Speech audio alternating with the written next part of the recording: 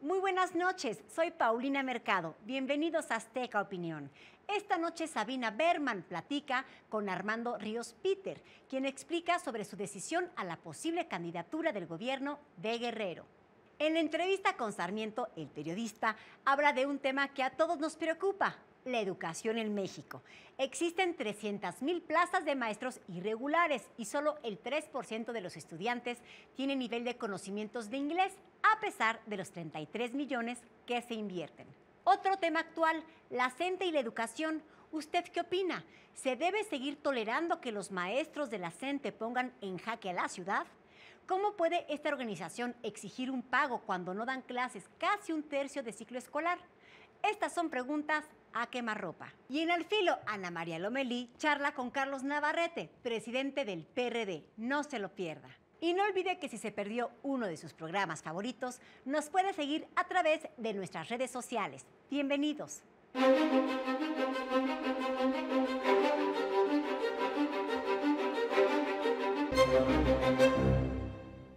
Plantearon tenerme que sentar con varios actores, entre ellos el exgobernador, y tener que llegar a una serie de acuerdos. Transar con eso pues no va, por lo menos no va en mi idea de lo que es hacer política. Y los políticos pues, están obligados a ser parte de la evolución y no ser parte del problema.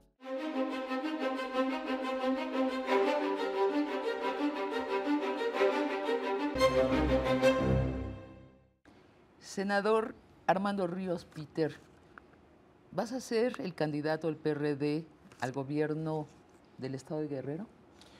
No, bueno, yo tomé una decisión hace ya poco más de un mes en la que hice pública mi posición y la he mantenido no solamente frente a ser candidato del PRD, sino a no aceptar ser candidato en ningún otro partido. Déjame resumir los datos conocidos de esta decisión.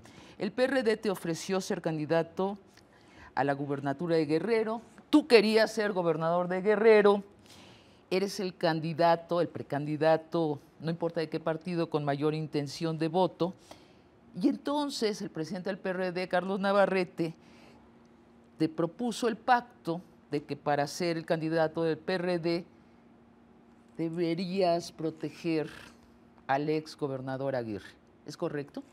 Mira, el contexto fue más o menos ese. Me plantearon tenerme que sentar con varios actores, entre ellos el exgobernador, y tener que llegar a una serie de acuerdos que en mi entender no eran los acuerdos que se requerían en aquel momento y que en este momento tampoco son los que se requieren. El PRD tiene una forma de funcionar a través de su Consejo Estatal en el que tienes que convivir en una dinámica con todas las corrientes. Creo que las corrientes no han aprendido el ejemplo, la enseñanza de Iguala y Ayotzinapa, y precisamente por eso, tanto por el exgobernador como por la propia lógica en la que funciona el partido, decidí no participar. Así lo hice público y así lo mantengo. ¿Qué le debe el exgobernador Aguirre a la justicia?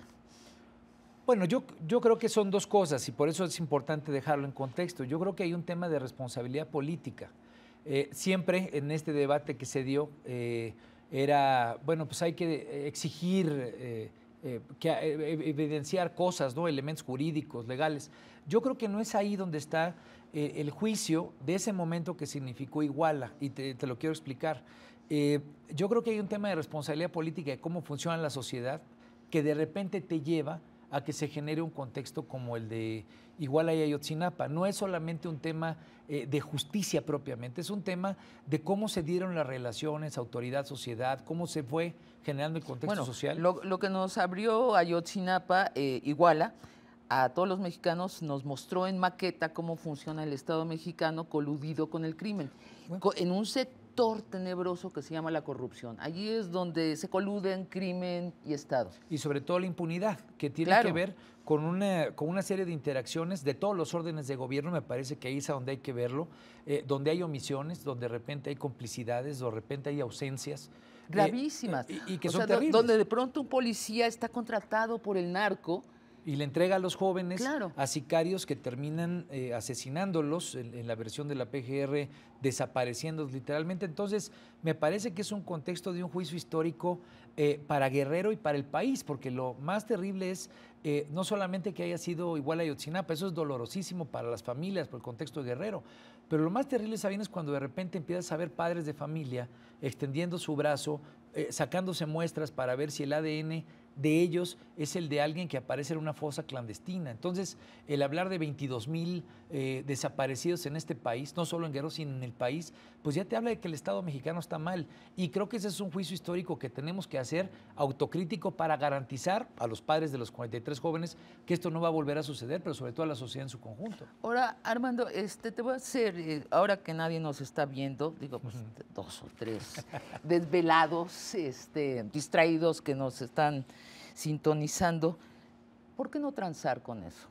Esto te lo preguntarían y seguramente te lo han preguntado tus compañeros de partido de otros partidos, ¿por qué no transar? El sistema mexicano cobra a la gente por entrar dentro de las altas esferas del poder, esto cobra el respeto a la corrupción ajena. Es que yo creo que es el tema de la corrupción y la impunidad. Y cuando estás hablando de desaparecidos, de vidas humanas, cuando estás hablando de un colapso de la justicia y la procuración de justicia, pues me parece que transar con eso pues no va, por lo menos no va en mi idea de lo que es hacer política. Pero sobre todo yo te diría creo que después de Iguala, después de ese 26, 27 de septiembre y los hechos, las movilizaciones, que los políticos quedaran desnudos, hablo de la clase política, no hablo solamente de los de Guerrero, quedaran desnudos en que esta realidad de repente es la de otro estado de la República, de repente son fosas clandestinas en otros lados, pues me parece que transar con eso es perder de vista que la historia tiene que ser distinta después de Iguala, que los políticos están obligados a ser distintos y que la sociedad exige eso, exige de repente decir esto no más. Así es. Ahora te pregunto, ¿por qué no hacer un nuevo partido? Mira, a mí me ha tocado ser diputado por el PRD federal, ahí en el caso de Guerrero, una campaña padrísima. De hecho, este corte de pelo era el que traía en aquella época, ahorita que estábamos en el corte. Y la verdad es que la gente, el PRD de Guerrero, la gente, los líderes sociales, los que históricamente han estado ahí, son gestores, luchadores, es gente muy padre, y te lo digo de corazón, es gente con una energía, con una vitalidad en términos de necesidad, de intención de cambio, que muchas veces está muy distante de lo que quieren las cúpulas. La dirigencia en lo local o la dirigencia en lo nacional es muchas veces muy distinta a esa energía que a mí me ha tocado ver. La vi como senador, me debo en términos de voto a ellos, y yo estoy convencido de que ahí todavía hay una luz que se puede rescatar, porque estamos hablando de gente. ¿Tú crees? Sí, porque digo, tal vez soy medio ingenuo y medio soñador en este sentido, pero estoy convencido que la gente en este país, más allá del tema de la ubicación partidista, pues lo que es poco a poco se ha ido convertido en alguien que está harta muchas veces del sistema de partidos, pero muchas veces está más harta de cómo los políticos le entran a los problemas, cómo los confrontan, cómo los resuelven. Pues yo creo que ahí hay un área de oportunidad, porque hay gente, hay sociedad que está en esa lógica, los que están articulados en un partido, pero muchos que no están articulados. Y yo estoy convencido que en todos los partidos hay gente de esa lógica. O sea, tú dices, tú no te sales de la política y menos de la política de Guerrero, no estás haciendo eso.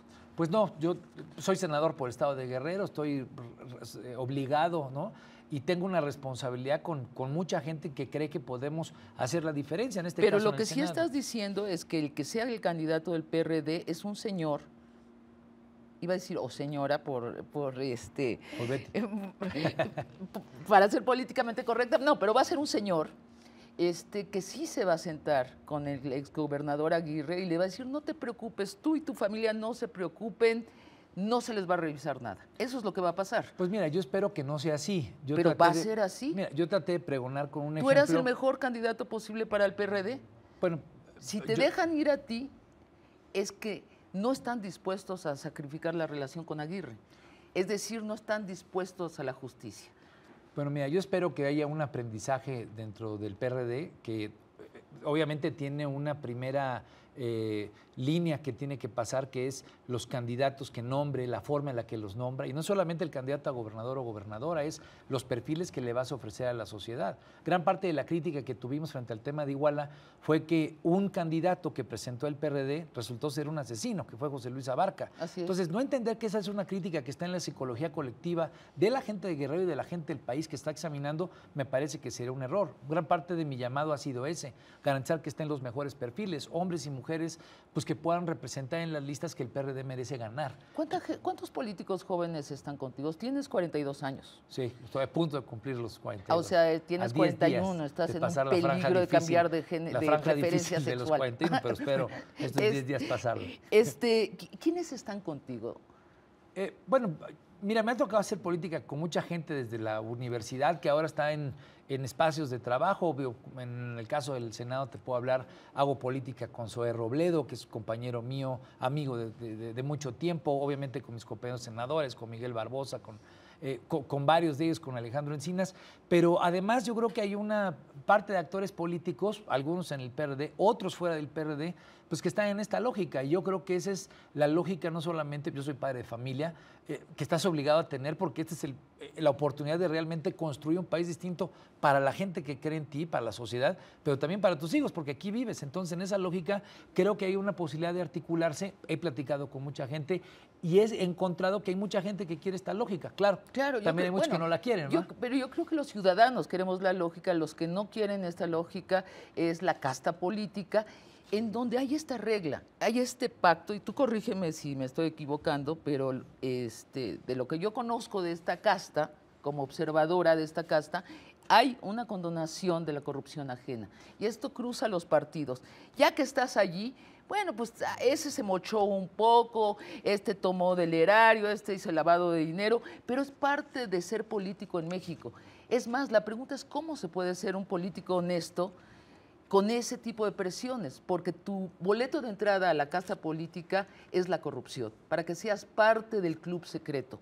¿Estoy equivocada? Pues yo creo que precisamente hay una lógica distinta, que es la articulación con la gente, el tener liderazgo organizativo con mucha gente que esté pensando en esta lógica. Y obviamente es un juego de fuerzas, no siempre esta lógica es la que impera, desafortunadamente son menos las veces que esta lógica es la que impera. Pero el chiste es estar en esa lógica de contradicción y de competencia. ¿Qué creo?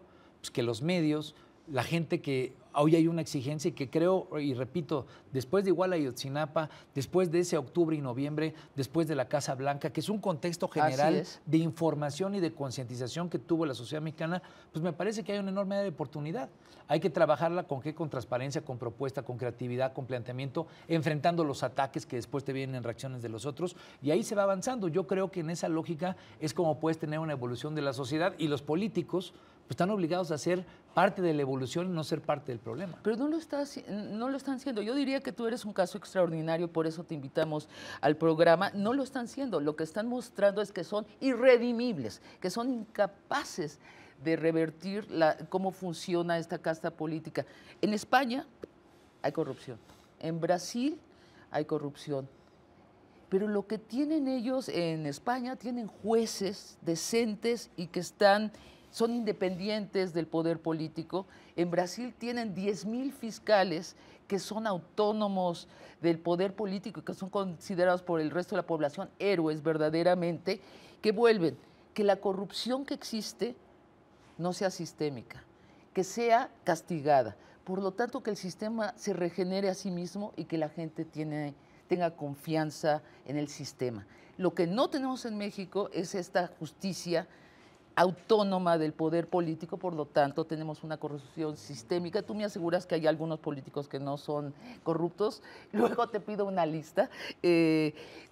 Después tenemos además de que es sistémica, el sistema se degenera y lo estamos viendo caer en una ineficacia grave. Estamos en medio de una guerra con el crimen de la que no salimos. Y tercero, creo que en este hito del que tú hablas, Ayotzinapa igual a la Casa Blanca, la clase política sencillamente ha perdido la confianza de la gente. La gente dice, no es por acá, necesitamos algo mucho más grande y por fuera de la clase política. Pero por eso yo creo que ahí hay un área de oportunidad. Por ejemplo, yo soy senador. Todo esto, digamos, los ejemplos que tú pones en España, en Brasil, pues tienen contextos que digamos, tienen realidades que vienen de leyes, de cambios que ha habido, tal vez de circunstancias específicas que los han llevado a cambiar. Yo creo que igual ahí Ayotzinapa es eso. Yo creo que igual Ayotzinapa detonó una conciencia de la gente, hay gente que está dispuesta a participar para ir en contra de estos temas, hay que generar un proceso de liderazgos que se articulen con la gente, con la sociedad, con las organizaciones, para generar un nuevo esquema donde haya controles sociales, la gente participando, identificando donde estén ocurriendo malas cosas, ¿Estás donde hay en eso oportunidad. Yo creo que es lo que más me anima de haber tomado esta decisión, porque creo que ahí es a donde hay chance de articularse con gente, no solamente con gente que esté, digamos, en los cargos políticos, sino con gente de las universidades que me ha tocado hablar. ¿Qué vienes de hablar con la gente del ITAM, por cierto? Adelántanos, ¿cuál es tu propuesta? ¿Qué es lo próximo que vamos a oír de Ríos Peter? Mira, te platico en el caso de Guerrero en particular, que sigue siendo un tema. He tenido la oportunidad de hablar con el rector de la Universidad Nacional, con el director del Politécnico, para cambiar un poco la lógica en la que estamos proyectando la realidad de Guerrero. Y me quiero explicar muy rápido. Guerrero, desde hace 3 meses, se ha vuelto tomas de carreteras, imágenes de coches incendiados, pero Guerrero, digamos, en esas imágenes me parece que no está dando a conocer al país entero la realidad que vive, la problemática que tiene, una problemática de pobreza ancestral, una problemática de un sistema educativo con muchos problemas, de un sistema de salud que no le ayuda a la sociedad, un sistema alimentario. ¿Qué es lo que te quiero decir? Hay que cambiar la forma en la que hay que traducir eso para que no sea la toma de la carretera. Todo eso es una necesidad formas que hay que cambiar y que hay que ¿Y te comunicar. vamos a ver al frente de estas formas? Pues yo espero que con muchos más guerrerenses podamos estar trabajando en eso, estar planteando, comunicando y encontrando soluciones para que se conviertan no solo en propuestas, sino en políticas públicas. Bueno, Armando Ríos Peter, gracias por saber decir no. Gracias. Buenas noches. Al contrario, Sabina.